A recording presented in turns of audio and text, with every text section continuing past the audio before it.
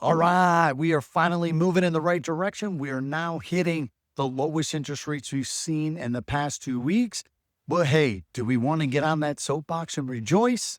I would say not so fast just yet, but we are moving in the right direction. And right now, what's really driving it is oil. We are down around $75 a barrel. Remember, my threshold is around 80, where we can sustain a healthy real estate market.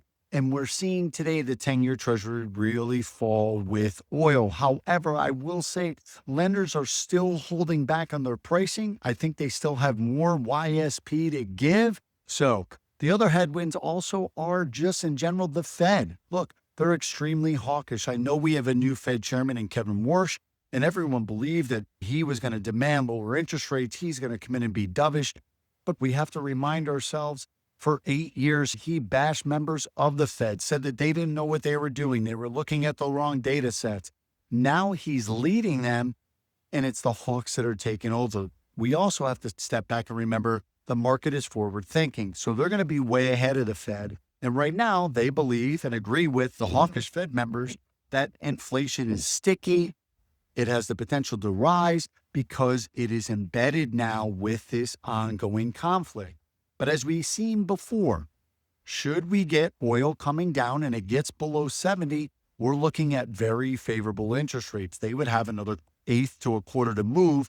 And right now, I believe that lenders are holding back on YSP because they're fairly uncertain as well. So who am I?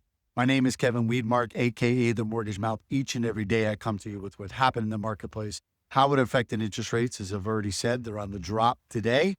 What do we have for the rest of the week? And should we float or lock? And I do this all with 25 years of experience helping both residential and commercial clients across the United States secure financing. So what do we have for the rest of the week? Jobs data.